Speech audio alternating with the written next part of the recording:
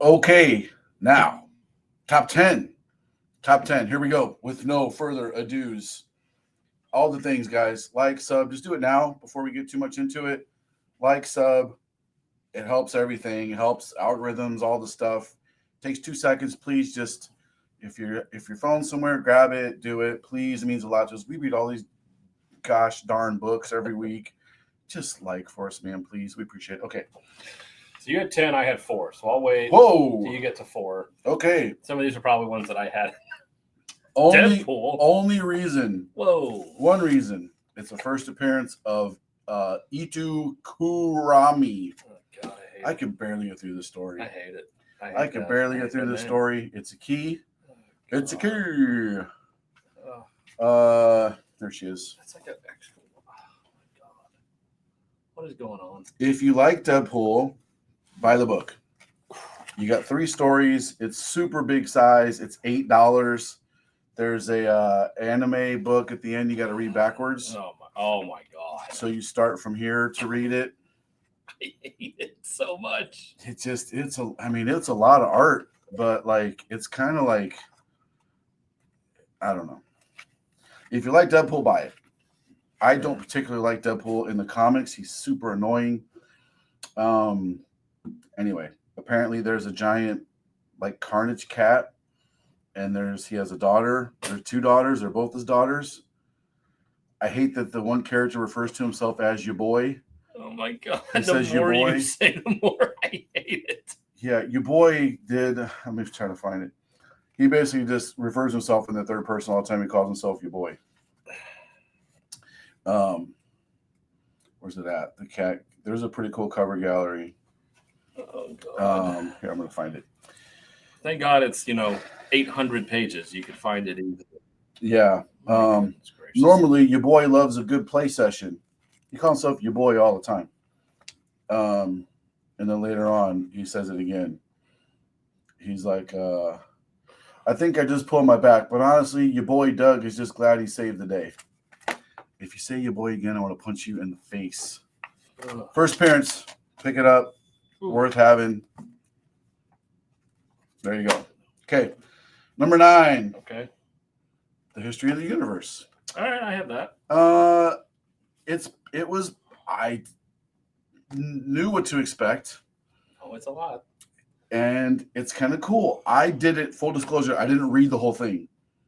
Because, man, it's a history of DC. It's like a timeline.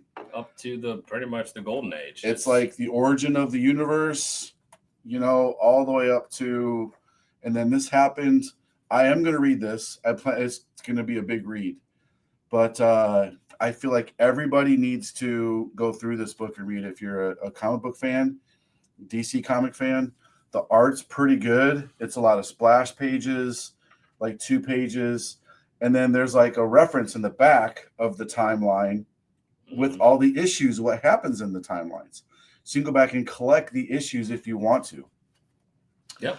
And they even got some of the more recent stuff. Like this is early history. Remember when Batman got hit by the Omega Beams and went back in time and set himself up for for the Metal series? Like this whole thing, it was like that's even annotated here, which is kind of cool. It's not just a bunch of throwaway stories. So I really enjoyed what I did read. I do plan on reading the whole thing, but I feel like everybody should pick these up. And there's some good covers. This is a really interesting wraparound cover. It's massive. It's got everybody. Reminds me of the Todd Nook days with all the details or whatever. Had fun drawing all those characters. Yeah, pretty interesting. So what do you think about it? No, it's one of those things where if you don't know anything about DC or you want to get kind of caught up, like what happened, it's like, just read this. Mm-hmm. This will literally get you caught up on, at least up to a point. This literally ends with Krypton, boom, Superman coming to Earth. Yeah, so there's another issue coming out. Yeah, I think there's 3. Is it 3? I know there's at least one more for sure. So yeah, it's one of those things where it's like, hey, this will get you caught up. Instead of having to read 7,000 issues of all of these things, it's just a quick little here's a brief history in time of the DC universe. Yeah, I enjoyed it a lot. I liked it. That was pretty cool. Okay. I have Ultimate Spider-Man, which you hated. Yay! 1618. Oh! 16-second print. This is the first one I've read of the whole series. Congratulations. Again, I'm not tainted by a bunch of other terrible stuff. So I like what Hickman's doing with like Gwen is not like I love these stories because they take all the characters and turn them on their ears. That's why I'm liking Ultimate Batman so much, because you turn them on their ears, and there's not a lot of Spider-Man in these issues, but there's some pretty good story in here. And then when I read this issue, obviously there's some things that happen in there, but it was a good combination of action and comedy for me. His kid shows up in there, and there's a different take on the black suit and a different take on Black Cat. I love the last thing she says to him. He's young and stupid and making young, stupid choices, thinking with his wrong head, which we can all relate to. But I liked it. Like, I'm going to read the next one. I probably want to go back and read some of the first issues. Hopefully it doesn't ruin it for me. The thing is, you can easily skip the first several because he's not doing anything. Oh, really? He's not even Spider-Man yet. Oh. So, yeah. Yeah, I read a little bit of the synopsis of how he got his powers, and I'm like, that's not what happens. Oh, yeah. Uncle Ben's alive. There's a lot of weird stuff. Uncle Ben and J. Jonah Jameson like are buddies. Pretty much gay lovers. They're in a New York. They're in a New York bathhouse at one point in an issue, sitting there in a steam room, talking to each other in towels about how important their straight friendship. People don't go to bathhouses. Well, not in my experience. Some people. I mean, I've never been to New York bathhouse. Right. But what I've heard is not a lot of straight guys go there. Well, those two are in there, and they're having deep conversations about their lives. Deep conversations. Yeah.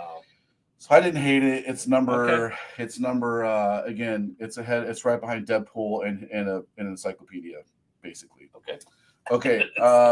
Fantastic Four. I just talked about it. I liked it a lot. I love the story. Oh, other issue. He did not like it. It's a skip it for him. Yeah. It's a number 6 or whatever it is for me. Yep. I loved it. Herbie takes front and center stage in here. There's the way the story's told is very unique to me. Nanoseconds happen across like 4 or 5 pages. He describes what's happening in those nanoseconds. He's cool, calm, collected. The decision makes. Of course, everything goes wrong. They're supposed to do this thing. Everything goes wrong. And then he has to be a hero to save the day. And then there's an interesting little plot point at the end. Like, if we didn't do this, would this really happen? And it's like, oh, don't think about it. It's going to hurt your head. It's kind of cool. But I enjoyed it. I thought it was cool. And then, with the movie coming up, this will be a great issue to maybe pick up, just like The Thing from the Mez. There's a Thing issue number 2. If you want to kind of get your kid ready for, the Fantastic Four movie, you got a younger kid, I don't know, 5 to 12, pick up the book, read it to them with them. You might have to skip some parts in here where they're talking about quantum physics, but that's Fantastic Four. Just get to the fun stuff, I used to love doing that with my boys when they were younger. I do the voices and everything, and then they get so excited for the movies and just so enjoyable living vicariously through them. But anyway, this is a great issue for that too. Okay.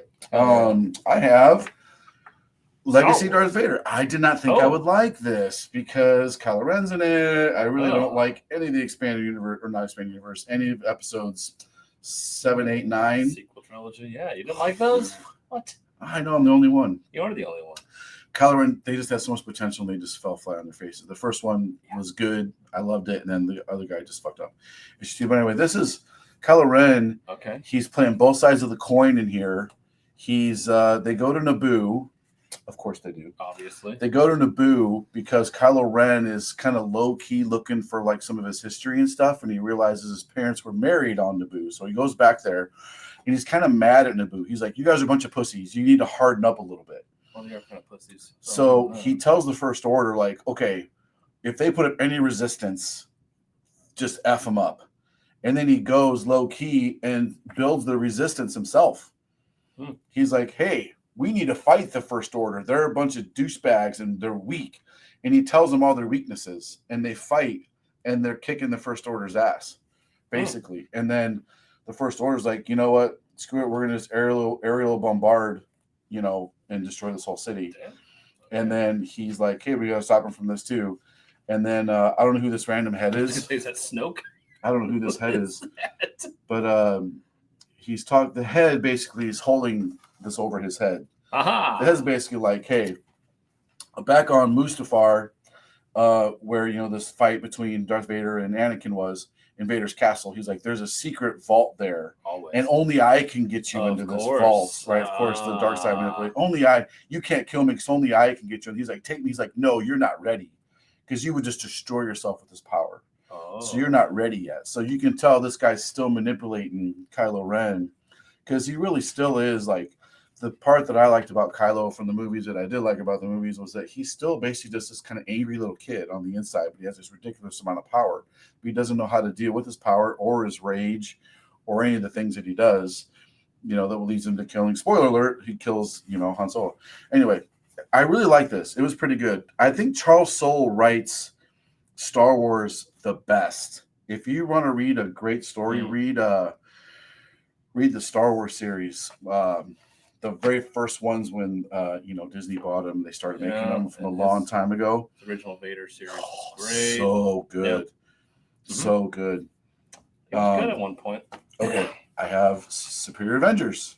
Oh, that was issue 3. Yeah, I didn't get a chance to get caught up on Superior Avengers. I recommend it because I don't know who these characters, where they came from. Onslaught is in here. I'm like, Onslaught? Hell yeah. I'm like, what? He could just snap everyone's fingers and win. Yeah. He's so powerful. The Dark Elf, Malekith, what's his name? Yeah. Yeah, Malekith. Yeah. The Dark Elf from the Thor movies, remember? Mm-hmm. He's in here too. I'm like, so the Superior Avengers are like this super badass team with just those 2 characters. I mean, you have Omega level mutant and Onslaught. So I'm like, how are they going to fight? And then the fight was enjoyable for me. You don't get to see that very often. 2 super teams kind of fighting each other anymore. That was kind of cool to see. The art was great action. It was easy to follow. Colors are fantastic in this. It was really well done. Scarlet Witch does something shocking to Onslaught. I'm like, what? And then there's a female Doc Ock in there, and Storm is on the Avengers now. She does some cool shit.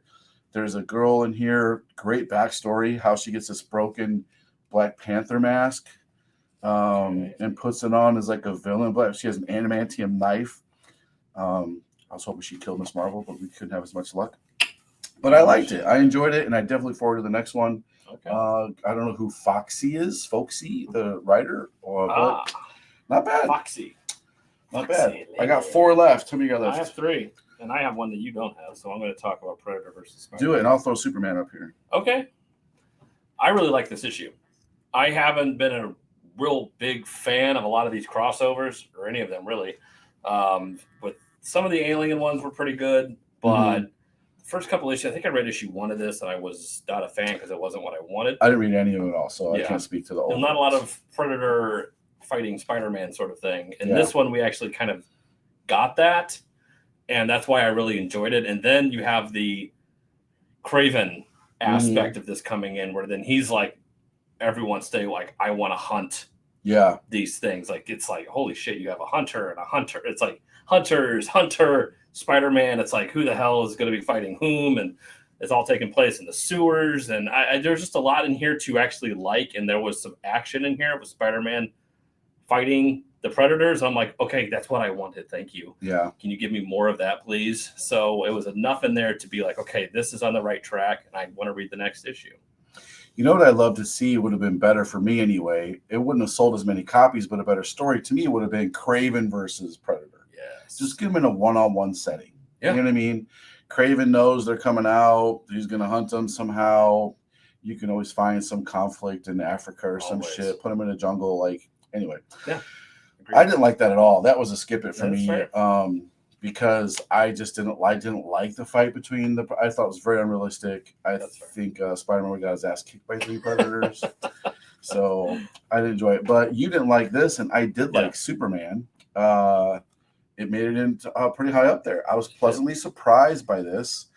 I don't really know what happened to Jimmy Olsen, but his hands are all jacked up.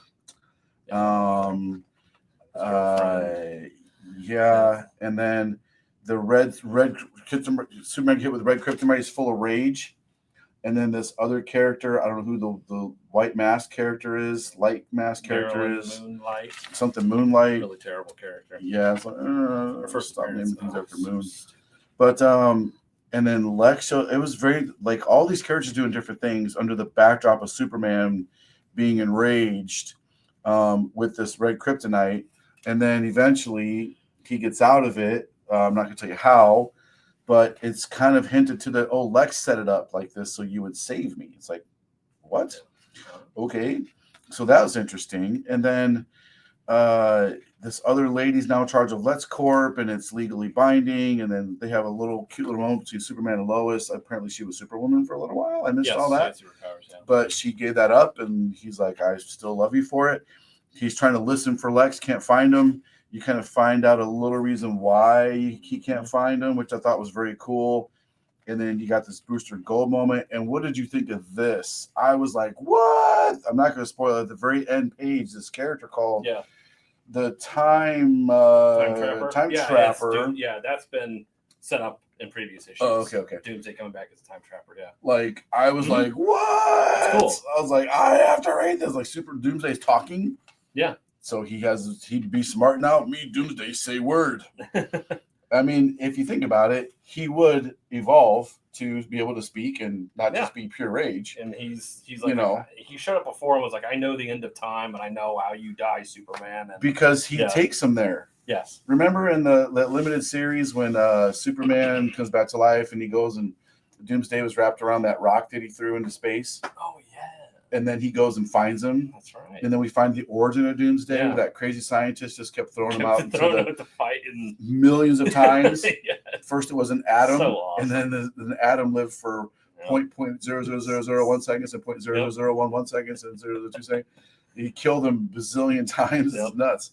But Superman takes him to the end of time to have to try to kill him. So apparently it doesn't work. I love Doomsday. He's a great villain for Superman. Fun. Great name, great look. I got that one coming up. Okay. First, I'm gonna do the one you hated. He didn't like this at all. I really enjoyed this. High up. Give me a break. It is. It was my number 3. So I love the story. This would be something you probably would pass on if you saw it on the shelf. It's a terrible title. Terrible title. Don't forget your briefcase. It's so stupid. And this character isn't really in there. So no, she gets kicked in the face. I didn't like that. So this kid, his dad died, and he's bringing his dad's suitcase to work all the time, so he's getting bullied for it, obviously. Well, one day he puts a brick in it, in his bag, and uses it as a weapon, which is awesome. Like, great, cool. Good for you, kid. Fight back, right? Well, he goes to work with his mom. His mom works at the White House. They're swearing in a new president. Something happens, not going to say what, and then, of course, the briefcases get mixed up. And now mom realizes that they have the nuclear football. And then something else happens at the end, surprise twist. I'm not going to tell you what that is, but those two surprises had me just going like mouth open, eyes wide, like, what? And I cannot wait to read the rest of this. There was a couple of tiny problems with the story so far. Like, for example, after this big thing happens, they suddenly wind up literally next page. They're at home. And you're like, you would not be allowed home after this thing happens. You being locked down, being questioned, you'd have agents on you. You may not ever go home. Let's put it that way. You may be, it's like, we're going to put you on a black site somewhere for, who knows. Okay, number 2. I can't believe we both have this up here. It's number 2. Feral. Number 2. Oh, you got the Nosferatu cover. That's badass. Okay, so you talk about this. Why did you like? I'm shocked you liked Feral. Look, I love this series because I hate cats more than anything. I hate cats too. I hate cats. I want to see them just completely eviscerated, and I've made my views known very well. And so it's kind of an out of the frying pan into the fire. And it's funny with these cats and how they go from one shitty situation where they've been with this old lady stuck in her house who's an old cat lady who's got all these fucked up cats, and like they're in a basement and she's got a bunch. It's like they leave this situation. Like, okay, we got out of here. Old lady, she's freaking nuts. She's crazy. Okay, look, we see a Petco. Mm-hmm. We can get in there. We're going to be safe. It's just like the mall in Dawn of the Dead. It's like, all right, let's go to the mall. We'll be safe inside of a mall. Yeah. Anything can go wrong in there. And so then they go into this Petco, and then there's a bunch of cats in there, and everything seems Those cats are fine. weird. And they're shit. like, okay, well, we all have our place in this world, and there's plenty of food for you, but just make sure you abide by the rules. And I gotta tell you, the writing is so good in this. So good. They wrote it to where in one issue, you're introduced to the characters. You see how freaking weird and crazy they are. You see how weird the situation is. They add a little bit of mystery in there that isn't revealed. I can't wait to see what the hell's behind that damn door that they weren't able to look at. I have an idea. I'm curious to see what they're eating. So do I have an idea too. Because there's no like, oh, what are those? They're staring at the kittens like, where are those kittens? And it's like, oh man, kittens. I think something really, really dark. Me too. I mean, really dark could be coming down the line. And I got to tell you, Trish, love Trish. She is fantastic. One of the sweetest persons in the world. And her art is perfect for this series. Perfect. They could not have a better team of Fleece, Forrester, Tony doing the letter, the inking. I'm sorry, Tone Rodriguez. Sorry, Tone. Anyway, great group of people, great creators. And I love that they're writing just a good story. Yes. There's no little hinting of politics in here. There's no trying to force any low key. Let's make a statement about immigration in here. They easily could have. They could have so easily with this situation. The cats go into a new environment. They're already socially set up. They could be making so much social commentary, but they're not. They're just focused on writing a good comic book and a great story. No, and it progresses as you think it would progress. Like, no, you get put into a situation, you think you're safe. Something becomes unsafe. We got to get ourselves out of this situation. And then we have to go somewhere that's a little more heavily fortified or something else that provides us more shelter. Maybe we picked up some people along the way. We need more space. This is an obvious progression. And then when you get there, you encounter a different group of people. And it's like, okay, how do you mesh with these people? It's like, okay, we don't want to be rude. We want to abide by their rules, their laws. And it's like, okay, but what does that actually look like? Yes. And it's all in the shape of cats. So cats. It's fucking cats. I hate cats. So you got the smart ass cat that's so boisterous and loud. He can't listen. We all know someone like that. They don't want to listen. Think they know everything. Everyone's like, will you just shut up? And they're like, no. It's like, oh my God. You all know the big mouth that can't be quiet, that knows everything. It's all about them. There's great advice in here where they're like, hey, just lie low. These cats are fucking crazy. They're clearly fucked up. We got to just shut up and color and we'll figure it out. Ma'am. It's so good. God, the main madam cat in this. Oh, yeah. It's very, I don't know. There's so many things that I was hearkening back to in media and movies. I'm just like, this is so perfect. Like, I absolutely it definitely reminded me of a couple other weird scenes where you're like, what? Comes walking out and just fly. I'm not going to tell you too much. It's so good. good. It's a good spoiler. It's great. So good. Very good. Yeah, I highly recommended this book, guys. Highly recommend. And I haven't read any Ferals. Oh, you haven't read it? So you don't know. My first one. I don't know F all about any of this. Wow. So yeah, get Feral. Yes. Okay. I think we got the same book. And I'm shocked because I did not like issue 1 of this. I did not like book. Oh, you got the Larson cover. This cover blows. This cover sucks so much. This cover is such a piece of shit. It's Eric Larson. It is so awful. I would not read this book based on this cover alone. Remember when Eric took over Spider-Man from McFarlane and everybody hated him? Yep. I mean, it's Eric Larson style. This is Carrie Andrews. This cover is so good. Much better. Okay. There could not be a single word in this comic, and it would have made the top 10. 100%. Just for the art. Yes. Carrie Andrews. Holy crap. The master of the splash page. The master of the big fight scene. Here, you show them your favorite page. I'll show them my favorite page. This was so much better from issue 1. God, I mean, it's first hard. one. I know. I knew it. I saw them like. I'll show that one. Okay. This is page 1, 2. This is page 2 and 3. I want this poster hanging up on my wall. This should be one of those wizard inserts that you could tear out and hang up. Yeah. Remember they used to do the Marvel poster books? Yes. I would buy those if they made them again. Look They how should. good this is. The lighting, the coloring, the action, the layout. I mean, everything. Yeah. The way the webs are used, the facial expression on Wolverine, everything about that page is perfect. So good. It's perfect. Badassery. Go ahead. This is kind of a spoilery-ish, but this page here. Oh, his jaw, His jaw. hanging off. Yeah. Hanging off. So technically, your jaw, it can be disconnected. Yes, it can. Because there's nothing there. Wolverine can have his jaw punched off. Yes, he can. And he does. And he does. So this is an aftermath. So issue 1 ended where I wanted issue 1 to kind of start was you get this backstory, this video, sort of like Captain America Civil War, that movie. Yes, almost exactly. Yeah. You see Peter's parents, they're on a plane, and then you see someone in the background. It's like, oh, you find out it's Wolverine. I actually turned the book all upside down to be able to read the panels. And then Spider-Man finds out that, holy shit, you killed my parents. Yeah. And, Wolverine's like, I don't remember. My memory is so skewed and messed up at this point in my life that I can't remember things. Yeah. And so he's trying to piece together. He's trying to tell Peter, like, wait, just wait. And then he is beating the ever-living shit out of Wolverine. Pretty much this entire issue is a fight between these two. And Spider-Man beats the shit out of him. And it looks like Wolverine slips into a bit of a berserker rage for a minute.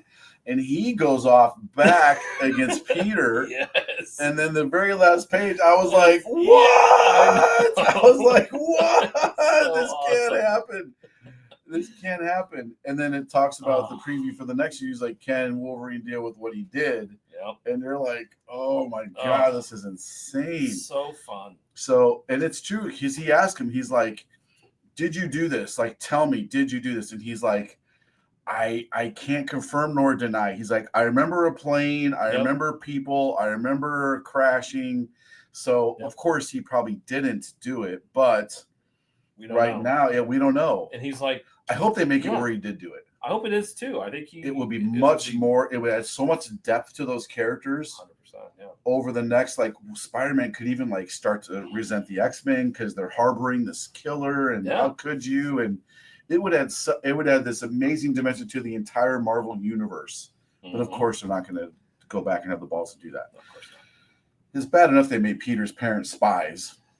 It was cool when they're regular people, but now that they do make them spies, let's use that and make it something epic. Anyway, the art in this is just incredible. It is a lot of big splashy pages, but I'm not complaining about it. It works. This is basically one giant fight scene between Wolverine and the fight scene we all deserved. Yes. That we've been asking for. Marvel versus Capcom. Like, I just want to see these two beat the crap and have it mean something and have the fight actually stand for something. It's not just, hey, what are you doing here? You better stop it right now. You make me, bub. It's like, I heard there were ninjas over here. That must be a ninja. Right. Surprise, get out of here, you stupid ninja. Whoa, hold on, buddy. I'm not a ninja.